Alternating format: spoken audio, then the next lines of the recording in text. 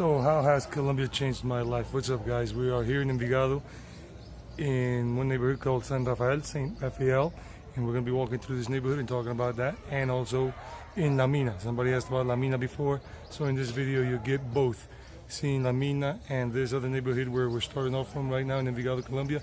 And for me, talking to you about how Colombia changed my life as an American.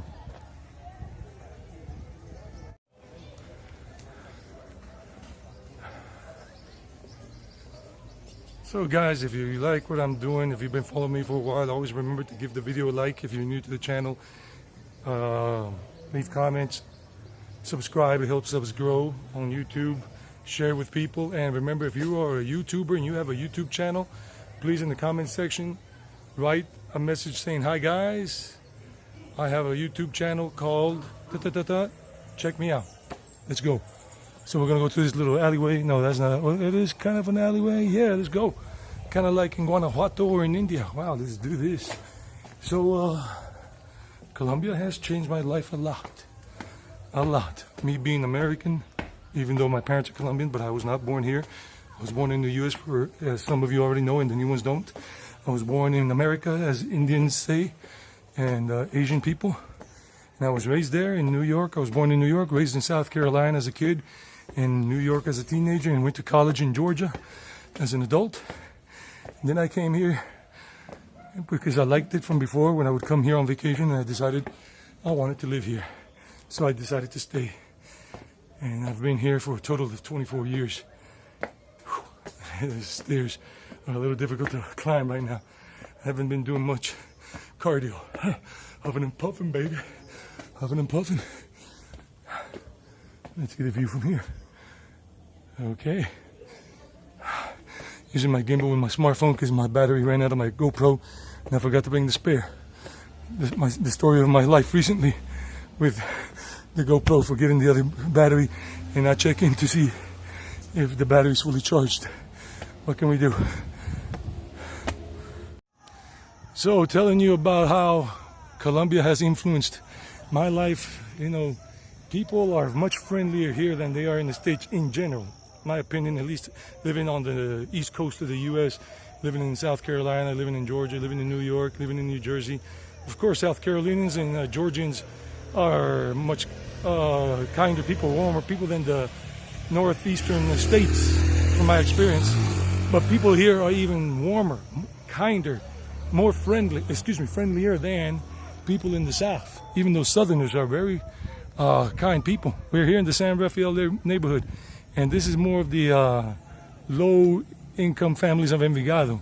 This is more of the common folk, as opposed to other areas in Envigado. Now, people are pretty friendly in these neighborhoods. I don't know how friendly they are around here because I haven't walked around here in years. This is still San Rafael. I don't know if I might run into no vlogging problem in terms of some people in some neighborhoods, like some of the, let's say, thug life people. Put it that way, thug life, baby. Hell no, I'm just saying it like that, but I ain't a supporter of any thug life, but stay away from people like that. So maybe I might run into it in this area because this is lower income. Not poor, but just lower income, as you can see from the other videos I've made here and whatnot.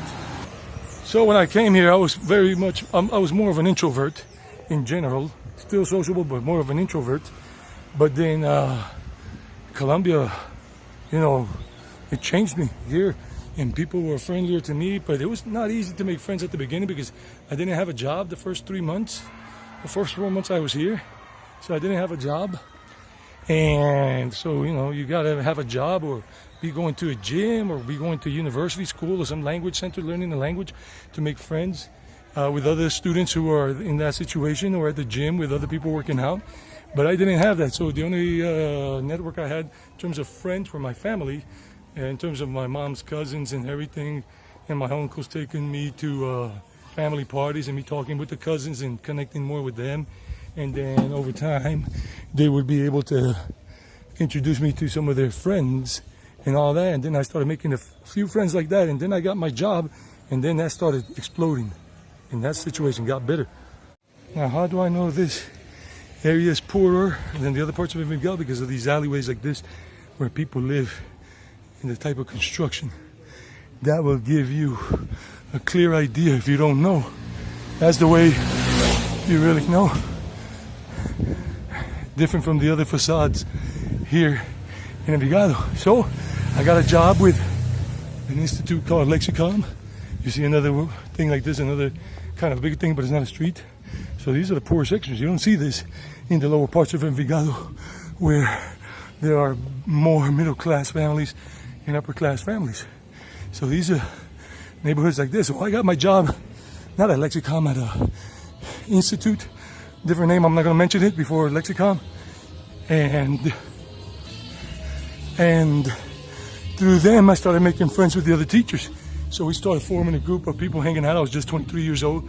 Some of the other teachers were 22, 21, 20, 25, 27. Maybe one or two were 30. And we started hanging out, going out on Friday nights, on Saturdays, on the weekend, after work. And it was cool. And I was invited to fincas, what they call fincas here, are country houses, you know, summer houses. And I met some really cool people, made a lot of cool friends. That's what's cool, called El Liceo Comercial, like the bigger one, here in the San Rafael neighborhood. And then I'm gonna go down to La Mina, down that way. Ooh, and we were hanging out. And you can see, like I said, this is a poor area of Envigado. As you can see, the housing here, and people hanging out their laundry to dry outside. That is not indicative of a middle-class neighborhood. And as you can see here, these houses are just built one on top of another next to the creek down there, and with that little alleyway. I'm gonna circle around in a moment that way. Take care of nature. Cuidar la naturaleza.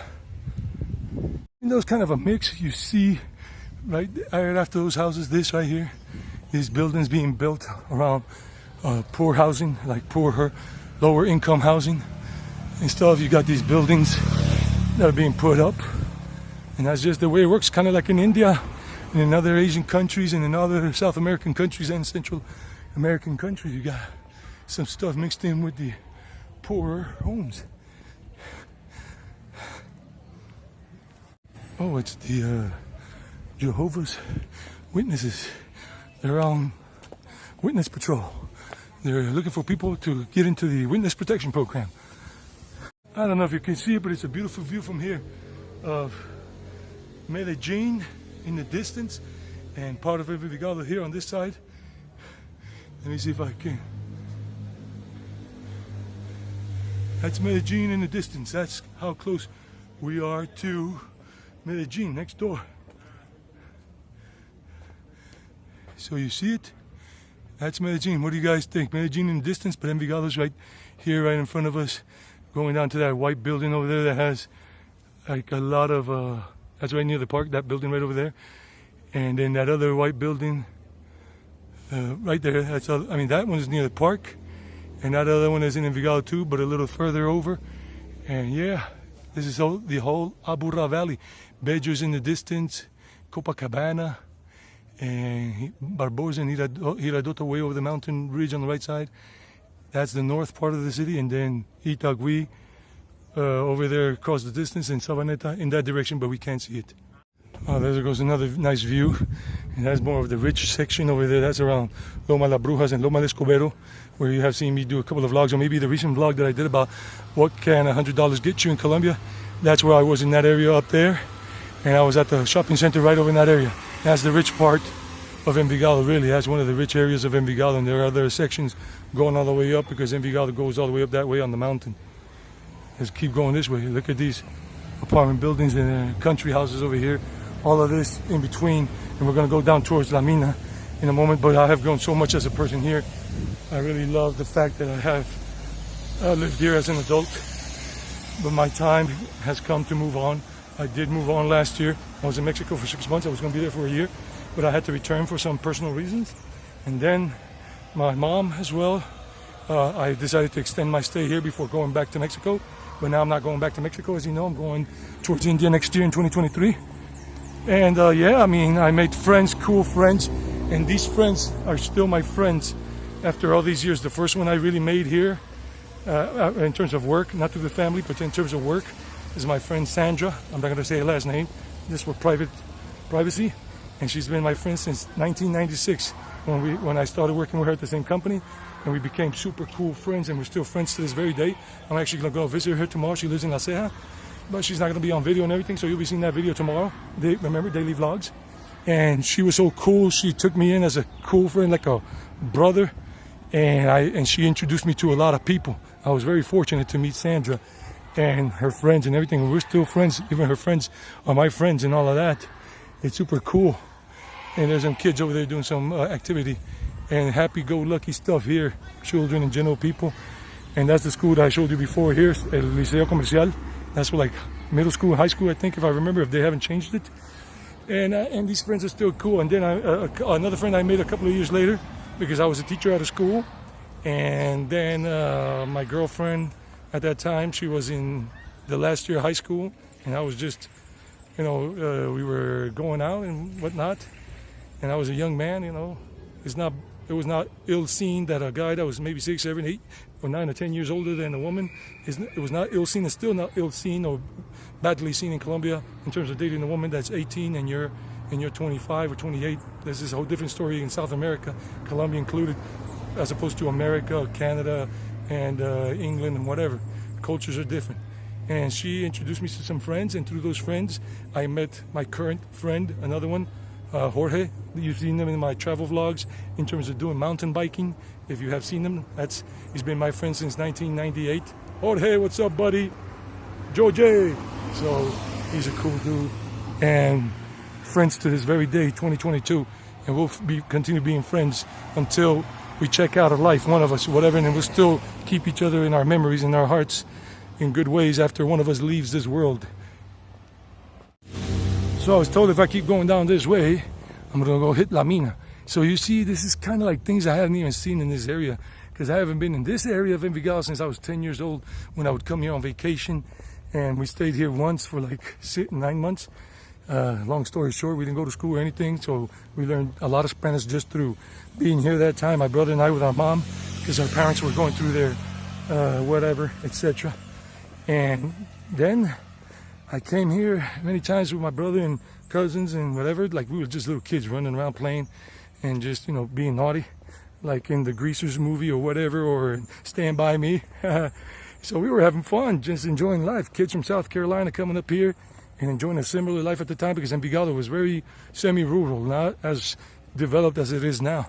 So I made my friends Sandra and Jorge, and I became a better person. I started becoming more Latino. That's the conclusion, even though I haven't ended this video. I became more Latino in the sense of like as they go, Latin lingo, baby. Come on, let me hear you say salsa y merengue y vallenatos y a bailar como un berraco, a bailar como un trompo. Time to start dancing like a spinning top. And I learned how to dance here. I started taking classes back in 96, 97, like 97, 96. I took private classes to learn really how to dance salsa, merengue, because I didn't really know how to dance it. I had 2 left feet, like the Phil Collins lyrics in one of his songs, and I can't dance or whatever. And I started dancing. Wow, look at the view. Look at the view. This is Envigado here, and then that in the distance is Poblado, Medellin. All those buildings, all those high-rise apartment buildings. And look at this. Nice walk, this area. I hadn't been around here such a long time. So I started dancing. I mean, how many Americans can say they can dance? Latin music, salsa, merengue, vallenatos, cumbia, porro, reggaeton. Well, I was already dancing to hip-hop and reggae style music, dance hall music in the States when I was a college student in Georgia at Georgia Southern University. So that was not a big change for me, but the other stuff, the Spanish rhythm, the Latin rhythm, I really blew up like a supernova here. I really learned how to dance well, and that's important for you guys who want to live here and have a Latin girlfriend, a Latin wife, a Colombian wife, whatever. A lot of us Latinos here, because I'm Latin American, because of my parents, American and Latino now because of all these years of living here. And you got to learn how to dance, get them moves going, or else girls ain't going to be really feeling you on that level. They'll be just dancing with somebody else. And if you're a jealous dude, then how are you going to even have a good relationship with your woman if you can't dance? I take this opportunity to tell you that when I finish this part of walking around here in La Mina and everything, I'm going to add 2 clips that I made back in El Poblado, and anything information that I didn't cover here Those 2 videos that I made like a month ago about how Colombia has changed me as an American will be included, just so you can check them out. And if I repeat some stuff, please forgive me. Will you? Please forgive me. I'm just kidding, but please forgive me anyhow. Oh, for the love of God, for the love of Christ, for the love of Krishna, whoever it is, your favorite baseball team, forgive me, baby. Your favorite cricket team, forgive me, y'all. Your favorite YouTuber on YouTube, for the love, for the sake of those, please forgive me. For the sake of these rocks, please forgive me. Tomorrow is a holiday here, so today's Sunday. Check out this beautiful house here, and they're making like these things here, just having fun. That's what they call like sancocho, like sancocho, just making sancocho outside. So the guy told me I can walk down this way. I just asked somebody, but I just don't put him on camera. And I've changed a lot. In the spiritual sense, Colombia has changed me a lot, because I wasn't spiritual when I was living in the States as an American. And I became basically an atheist, and I was raised as a Catholic, but I became an atheist. And look at that, just people just listening to their Colombian music, party atmosphere. This is La Mina now. This is La Mina. For whoever was asking me, La Mina, it's been La Mina for a while now. I just didn't know where I was, but this whole neighborhood, all this is part of La Mina. Look at this little house. Look at this little beautiful colors here. Look at the little doggy there. Hey doggy Lou. And look at that. I mean, this is poverty's paradise in a sense. People are poor here, but they live well. They live happily in general. And this guy's living. Hola, ¿cómo estás? Bien de Mazamorra, ¿no? The Mazamorra man. Gracias. Luego. And this is a neighborhood here. This is typical of the Mazamorra man coming by and going, Mazamorra, Mazamorra, and stuff like that. Hola, ¿cómo le va? And I became more spiritual. Here, I started becoming spiritual. I was an atheist. I was an atheist person. Buenos días, ¿cómo están? Bien, muy bien. And I was just an atheist. Buenos días. Buenos días. So I was an atheist. So there's that's the Jehovah's Witnesses room there. The room of the kingdom, the hall, the kingdom hall of the Jehovah's Witnesses. I know it's called like that because I used to be a taxi driver. I was a taxi driver for a year in New Jersey. And I used to pick up a lady that was a good friend. In those days, I don't remember her name anymore. And she was a Jehovah's Witness, and I used to pick her up sometimes and take her to the Kingdom Hall where they would have their meetings and all that. So, I hear some drums and everything. What's going on around here? I hear some drums. Let's see what's going on. Is it just a stereo, or is it music? I think somebody is. Look at this, mom and pop shops here in these little neighborhoods. Like I told you, this is poor because you got these little alleyways and this for the motorcycle to go up and down. This is not the rich neighborhoods or the middle class neighborhoods of Envigado. And this is La Mina. And look at the little mom and pop shop here with the groceries. Let's see what they have over here. Oh, it's Vallenato. They're playing Papagera. Check it out.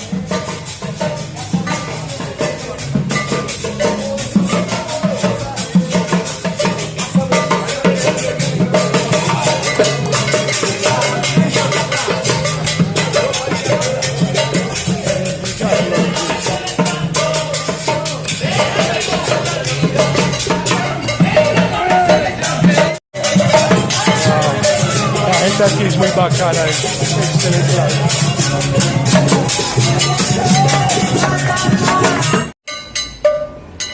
Vaya, estoy bien bueno. No, es que está muy bueno, está muy bien. Awesome. I gave him a 10,000 peso tips. I gave him 10,000. Le di 10,000 pesitos. Tocan vallenato muy bueno, vallenato de Carlos Vives. Awesome. Sí, cualquier monedita aquí, cualquiera es cariño. Para los ciclistas también. Que aporten. Sí. De una. This is the way life is. Changed so much, it's so beautiful. And now that I gave them 10,000 pesos, they brought out a little cup so they can get the money. La gota fría porque está muy caliente la vaina. Yo estoy sudando hasta la pecueca, pero bueno. I'm sweating my ass off, I said, and they're laughing. No, quiero que me... Wow, I mean, this is Colombia for you. Esto es Colombia para ustedes. This is Envigado, this is people. And even one of them is Venezuelan. Hasta one of them is Venezuelan. This is Colombia, baby. So this is how Colombia has changed me. One of the ways people are so happy. I mean, when do we have this in many places in the States? You might have it in Nashville and other places, but not in general. And you see this all throughout Colombia. And especially now that we're getting closer to December. This is November 6th, 2022. And this is coming to you one day old. This video right now, this stuff. Colombia has changed me well. If you really want to feel change, you can't just come for 3 months. You gotta really think about living here. And the more you live here and all of this, the more you will feel it. You'll feel that Latin lingo, baby. Buenos días, ¿cómo le va, hombre? Muy bien, usted? Okay, bueno. And look, people selling groceries and everything, fruit and vegetables out of a truck. Now that, you don't see that in rich neighborhoods in the States or Canada or whatever, but you do get to see it here in Colombia. So I couldn't really film the guys playing all those songs because, you know, copyright issues and everything. Don't want a copyright strike or anything like that. So, hey, doggy, what are you doing there, buddy? And but just to continue with the story about how Colombia has changed me spiritually, because I was talking about the spiritual thing when I heard those guys playing. I was like, wow, that sounds awesome. I love that. That's papagera. That's vallenato music. That's happy-go-lucky type of vallenatos. There are other kinds of vallenatos that are like depressing, but not that. Ooh, look, there goes the San Jose Church. San Jose neighborhood is over there. So I know I'm going in the right direction here in La Mina. So I started becoming spiritual. I started to meditate. In everything. And yeah, I started to meditate. Yeah, this is La Mina, so we're seeing it. I'm going to try to see if I can get towards the neighborhood over there. Oh, this is La Mina.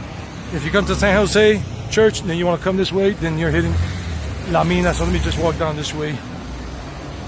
It started becoming more spiritual, so I was living out there in Llano Grande, in Rio Negro. I was renting out a little country house. Look at some of this old architecture here too, like the other video you saw a couple of days ago. This old architecture. You'll see more of this in this area than you will in the rest of Envigado. If you want to see this stuff and walk around here and it's safe, people are happy. But like I told you, they got alleyways and everything, like in Varanasi, India, Delhi, whatever, like in Guanajuato, Mexico, and some other parts of Mexico. You know, this is not the rich part. This is the lower, upper, poor class and whatever. And like dirt poor, but they're poor, but they got their life, good life, they're happy. And yeah, so I started doing pseudo-Buddhist meditation. I was just not a Buddhist, I was just meditating and everything. Remember to give this a like if you like it. If you like what you saw back there and everything, help the video get out to more people. I remind you of that. Give it a like and leave comments if you want to and whatnot. So that's the story. I started doing more meditation and everything. I started becoming more and more spiritual. Hey, doggy. And I started becoming more and more and more spiritual. Just walk up this way. Walk this way. That's what the guy told me, to walk this way. And I come out to the University of Envigado. And I started becoming more spiritual. And I've repeated that 50 times. And then things started to progress. Then I met the Hare Krishnas. And I got interested in Hinduism really strongly. I was a Hare Krishna. I was a Bhakti Yogi, a Vaishnav for like 5 years. I took second initiation, first and second. I had a guru and I became a Brahmin. Took the Brahminical initiation. I had a Upavita cord. For those of you who know that, I was a pujari in a temple here in Medellin, in Colombia, not in Envigado. And then I went to India because of Hinduism, because of the Hare Krishnas. But I was not a Hare Krishna anymore when I went to India, but I wanted to go there for the spiritual trip. So Colombia helped me get on that spiritual path. For me, that's what happened for me. Now I'm saying the two other friends I had that I made really good friends were my friend, he's my friend too, Luis. Luis, I'm not going to give his last name, but you know who I'm talking about, Lulu. Lulu, I'm talking about you, Lulu. What's up, Lulis? I love you, man. You've been a great friend too, even though we haven't seen each other for like a year and a half before I left to Mexico and come back, but we've been going through our emotions and things in life with so many things hitting us left and right. And Lou and my other friend Diana, and like the four good friends I've made here, and I'm still in touch with 3 of them. The other one, Diana, really not much anymore. And here's the old Volkswagen Beetle, 1956 Beetle. The University of Envigado is up that way. We're out of the La Mina neighborhood. This is San Jose now. Guys, that's it. I've changed a lot. If I missed anything, okay, whatever, but I loved it here. I had a beautiful relationship for a good while with a woman, with its up and downs, but it's all good. So now this is a new catchphrase I'm going to be using for my videos from now on, because I've been thinking about it, but I forgot to use it in my previous videos. And here it goes. This is the first time you'll hear it. Batter up! Because of baseball. Batter up, or cricket. Batter up! Chalo, chalo. That means let's go in Hindi. Batter up! Chalo, chalo. And that's like, what's the next video? What's coming next? Batter up! Chalo, chalo.